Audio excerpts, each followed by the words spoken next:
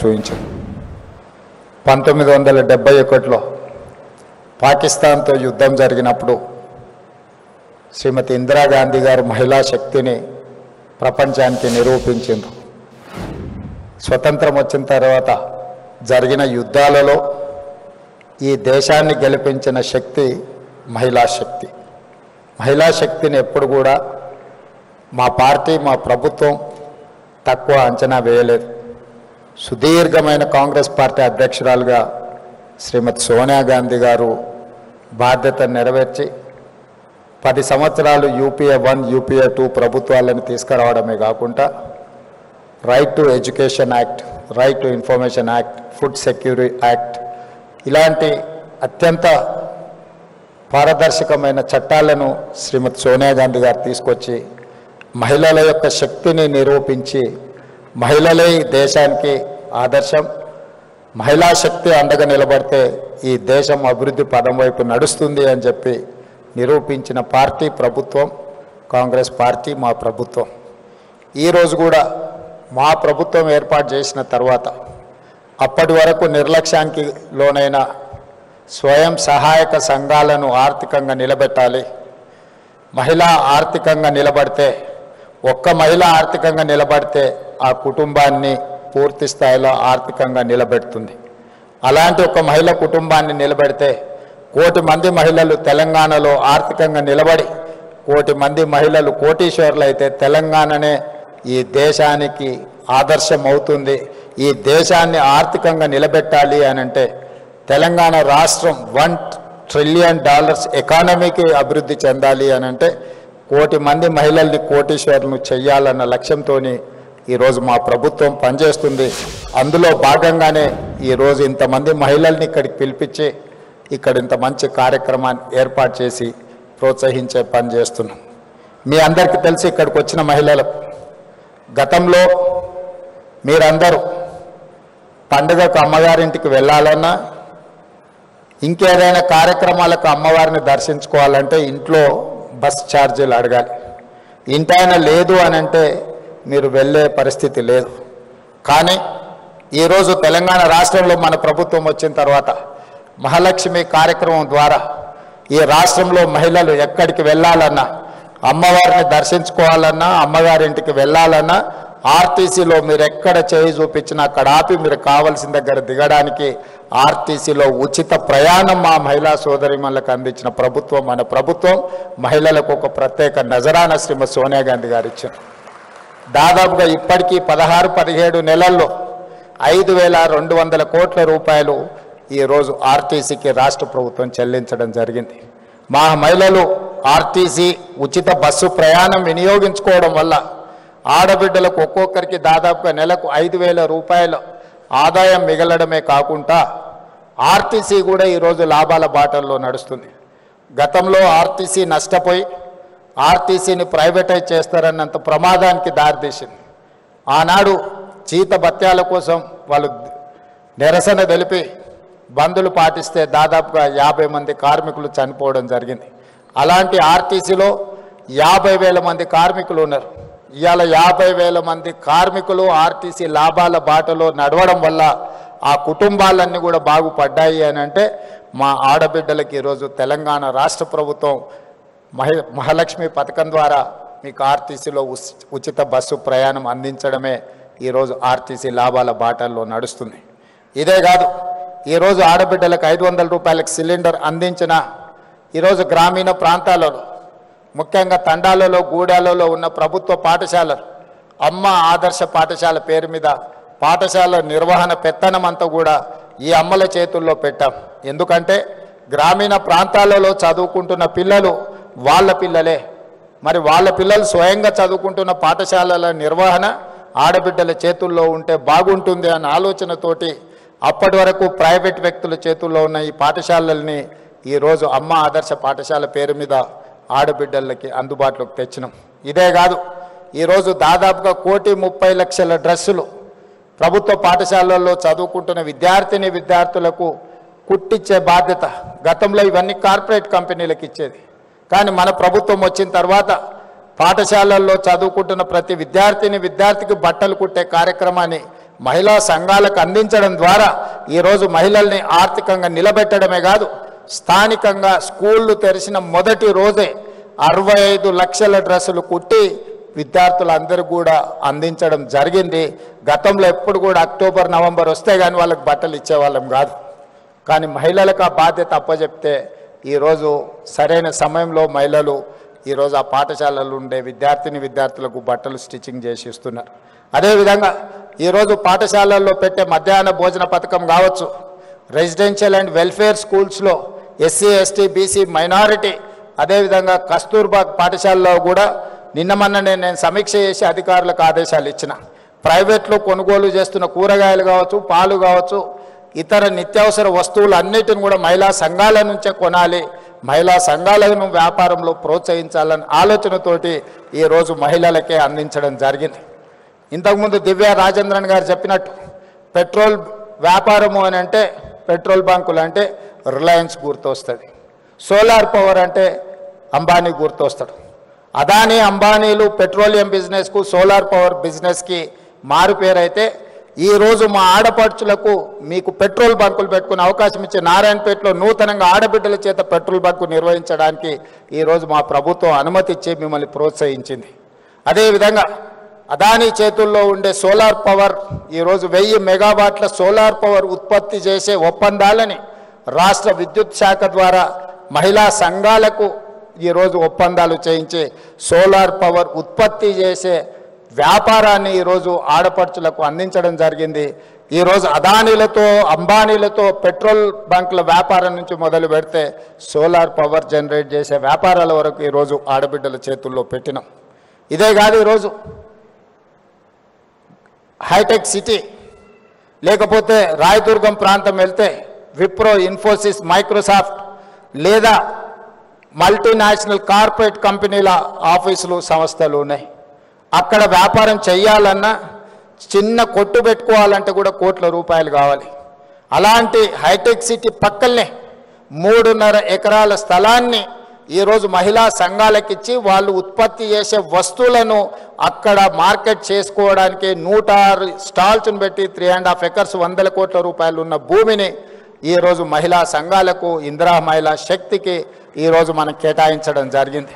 మీరు గర్వంగా మీ office address ఎక్కడా లేకపోతే మీ కార్పొరేట్ ఆఫీస్ ఎక్కడా అని అంటే హైటెక్ సిటీ అని విప్రో, ఇన్ఫోసిస్, మైక్రోసాఫ్ట్ ఎట్లా చెప్పుకుంటుందో మా ఆడబిడ్డలు కూడా మాకు కూడా అక్కడనే ఆఫీస్ ఉంది, మీ ఆఫీసు ఎకరంలోనే ఉంటే మా ఆఫీసు 3.5 ఎకరాలలో ఉందని మీరు మహిళలు గొప్పగా చెప్పుకునేటట్టు ఈరోజు మహిళల ఆత్మగౌరవాన్ని పెంచాలి అని హైటెక్ సిటీలో 3.5 ఎకరాల స్థలం ఇవ్వడమే కాకుండా అద్భుతమైన ఈరోజు మీకు అక్కడ మీ వస్తువులను ప్రదర్శించడానికి అవకాశం ఇచ్చినాం. మొన్న జరిగిన భారత్ సమ్మిట్లో ప్రపంచ దేశాల నుంచి వ్యాపార దిగ్గజాలు ఎంతోమంది వస్తే కూడా మీ దగ్గరకు వచ్చి చూసి వెళ్ళినారు. ఇప్పుడు హైదరాబాద్ నగరంలో జరుగుతున్న ప్రపంచ మిస్ వరల్డ్ కాంపిటీషన్స్లో ఉండేవాళ్ళు కూడా నాకు తెలిసి 21 తారీఖు రోజు మీ దగ్గరికి ఇందిరా మహిళా శక్తి స్టాల్స్ చూడడానికి, ప్రపంచంలో ఉండే వాళ్ళందరూ మీ స్టాల్స్ చూడడానికి 21 తారీఖు రాబోతున్నారు. ఈ రకంగా అది పెట్రోలియం బిజినెస్ కావచ్చు, సోలార్ పవర్ బిజినెస్ కావచ్చు, లేకపోతే కార్పొరేట్ స్కూల్స్ నడిపినట్టుగా గవర్నమెంట్ స్కూల్స్ నడిపే విషయంలో కావచ్చు, ప్రతి దగ్గర ఈరోజు ఆడబిడ్డల్ని ప్రోత్సహించాలి, ఆడబిడ్డల్ని ఆర్థికంగా నిలబెట్టాలి. ఆడబిడ్డలు ఆర్థికంగా నిలబడ్డప్పుడే రాష్ట్ర ప్రభుత్వం యొక్క ఆర్థిక పురోగతి ముందుకు వెళ్తుందని సంపూర్ణంగా మా ప్రభుత్వం విశ్వసిస్తున్నది. అందుకే వి హబ్కి సీతన్ సీఈఓగా నియమించిన తర్వాత తీసుకుంటున్న కార్యక్రమాలను కూడా రాష్ట్ర ప్రభుత్వం సంపూర్ణంగా ప్రోత్సహిస్తుంది. ఈరోజు ఇక్కడికి వచ్చిన మహిళలందరికీ నా సూచన ఒకటే, సర్ప్ కావచ్చు, మెప్మా కావచ్చు, 67 లక్షల మంది సభ్యులు ఉన్నారు. ఈ 67 లక్షల మంది సభ్యులను 1 కోటి మందిగా మార్చాల్సిందిగా సంఘాలలో సభ్యులుగా చేయాల్సిన బాధ్యత మీదే. ఆ 1 కోటి మంది మహిళలు అనుకుంటే ఈ రాష్ట్రంలో ఏ ప్రభుత్వాన్నైనా గద్దెనెక్కించగలరు, ఏ ప్రభుత్వాన్నైనా గద్దె దించగలరు. మొన్న తెలంగాణ రాష్ట్ర ముఖ్యమంత్రి నేను బాధ్యత చేపట్టిన అంటే 92 లక్షల ఓట్లు వచ్చినాయి. మరి 1 కోటి మంది మహిళలు 1 కోటి ఓట్లు, మీరు ఎక్కడ ఓటు వేస్తే అక్కడ, వీళ్ళెవ్వరు ఓటు వేసినా వేయకపోయినా మీ 1 కోటి మంది మహిళలు అనుకుంటే ఈ రాష్ట్రంలో ప్రభుత్వాన్ని ఆదేశించగలరు, నిర్దేశించగలరు, ఈ రాష్ట్రంలో ప్రభుత్వాన్ని గెలిపించగలరు. అంత గొప్ప మహిళా శక్తి ఉన్న మహిళల్ని ప్రోత్సహించడం మా ప్రభుత్వం యొక్క లక్ష్యం. మీ సోదరుడిగా మీ రేవంత్ అన్నగా మీకు అండగా నిలబడతా. ఆర్థికంగా మీరు ఎదగండి. మీకు కావాల్సిన ప్రోత్సాహకాలు ఇచ్చే బాధ్యత నాది. పెద్ద పెద్ద కార్పొరేట్ కంపెనీలకు ఇస్తే వాళ్ళు తీసుకొని దేశాలు ఇచ్చి ఇతర దేశాలు పారిపోతున్నారు. వందల వేల కోట్ల రూపాయలు ఈ దేశంలో గత 10 సంవత్సరాలలో 16 లక్షల కోట్ల రూపాయలు కార్పొరేట్ కంపెనీలకు అప్పిస్తే బ్యాంకులకు ఎగవేసి దేశాలు ఇడిచిపెట్టి పారిపోయినారు. కేంద్ర ప్రభుత్వం 16 లక్షల కోట్ల రూపాయలు వాళ్ళకి ఇచ్చిన పన్నులు రద్దు చేశారు. కానీ మా ఆడబిడ్డలకు పోయిన సంవత్సరం 15,000 కోట్లు సరుకులు ఇచ్చినారు. మెప్మాలో నాకు తెలిసి 6,000 కోట్లు ఇచ్చినాం. పోయిన సంవత్సరం 21,000 కోట్లు ఆడబిడ్డలకు అప్పిస్తే ఒక్క రూపాయి కూడా ఏ బ్యాంకుకి ఎగవేయకుంటే ఈ ప్రపంచంలో కడుతున్న వాళ్ళు, చెల్లిస్తున్న వాళ్ళు, మిత్తితో సహా చెల్లిస్తున్న వాళ్ళు ఎవరైనా ఉన్నారు అని అంటే మా ఆడపడుచులు. ఆర్థిక క్రమశిక్షణ ఆడబిడ్డలను చూసి నేర్చుకోవచ్చు.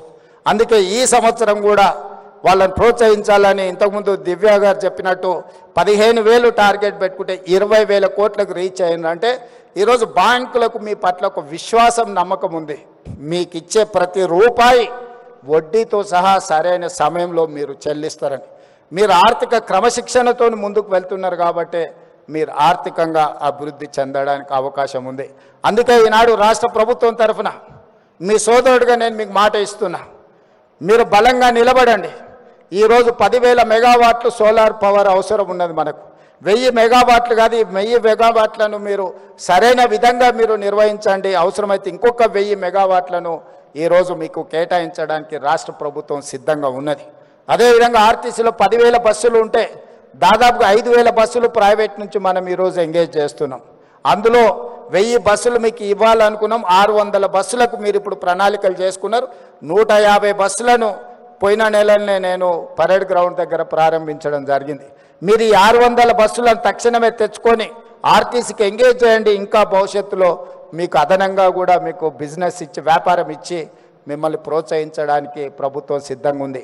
మీరు తయారు చేసే వస్తువులను కూడా ప్రభుత్వం గతంలో ఎవరైనా మన దగ్గరికి గెస్టులు వచ్చినా లేకపోతే మనం ఎక్కడికైనా వెళ్ళినప్పుడు ప్రభుత్వం కార్పొరేట్ కంపెనీల నుంచి గిఫ్ట్ ప్యాకులు కొనుక్కొని ఇచ్చేవాళ్ళు.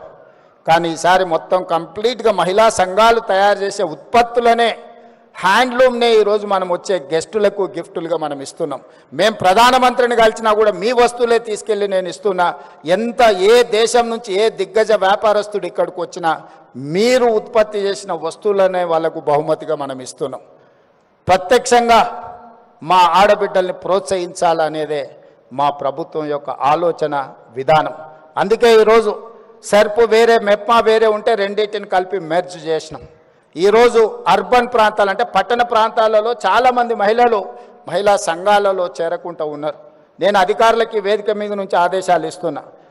గ్రామీణ ప్రాంతాలలో చాలా వరకు మహిళలు సంఘాలలో చేరి సంఘం యొక్క అవకాశాలను వినియోగించుకుంటున్నారు. కానీ పట్టణ ప్రాంతాలలో ఇంకా మహిళలు ఈ సంఘాలలో చేరడం లేదు. ప్రత్యేకంగా ఒక స్పెషల్ డ్రైవ్ పెట్టండి. పట్టణ ప్రాంతాలలో ఉన్న మహిళల్ని కూడా సంఘాలలో సభ్యులుగా చేర్చండి. వాళ్ళందరినీ వ్యాపారాలు చేసుకోవడానికి ప్రోత్సహిద్దాం.